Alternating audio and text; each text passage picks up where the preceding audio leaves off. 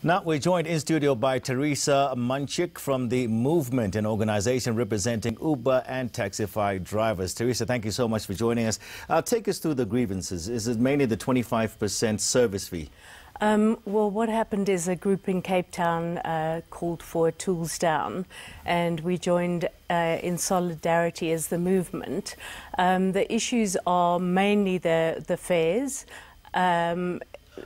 You know, Uber has alluded to it only being, concerned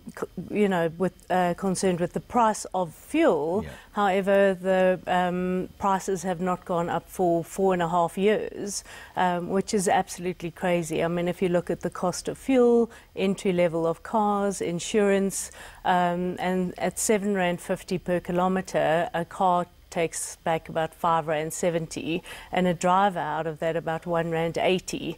So, you know, we feel it's completely unacceptable and needs to be addressed. Okay, what did Uber say about this? What were their comments? Well, Uber doesn't recognise any group, association or union, or, you know, even a group of drivers, so they locked their doors and had a security person take the memorandum. So what now for the drivers? Is there a strike on today?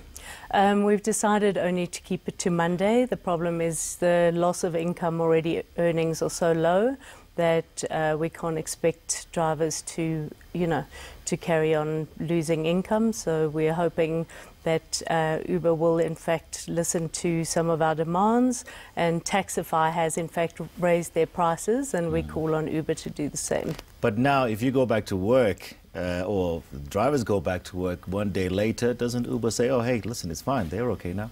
Well, the main issue is mobilization is very difficult.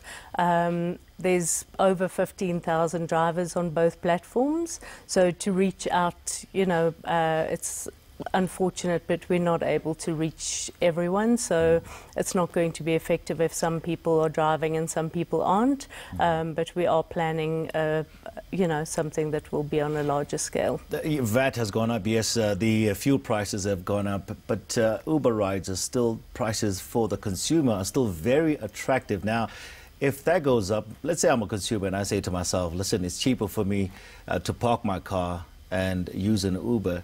Doesn't that then take away the advantage that they have? I think that it would be very easy. We're not asking for any huge increase. Even if it's R1 per kilometre, it's really going to make a big difference to us. And as I say, it's not just about the fuel, it's about the fact that for 4 years we haven't had any increase at all. Okay. Now, just moving away from the strike from yesterday, what are the relations like now with Uber and the meter taxis at the moment, the Uber drivers? Well, unfortunately, we still have the issues with the meter taxi drivers. However, it's really unfortunate because I've always appealed to them, well, we've appealed to them, because we feel that they're taking their anger out on drivers, which is completely misplaced. The issues are the regulation and also unfair competition, and there's no Uber driver that is happy with the rates that they're getting. So, it's really not up to us to fix this issue. So you were talking about the lack of mobilization.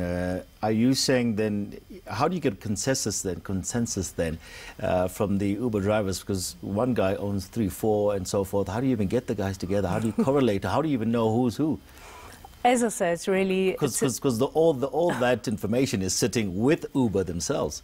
Yes, it is. So if I use any terms like all the Uber drivers, it would be the people that we know. So those, would be over 1,000. But when you look at the stats, it's very difficult to say. There's no common workplace, and Uber doesn't like anyone to take part in any mobilization. Yeah. So we are asking on the media to help us, increase awareness. All right. Thank you so much, Teresa. Good luck, and we'll see what happens. All right. Thanks. That was Teresa Munchick from the movement, an organization representing Uber and Taxify drivers.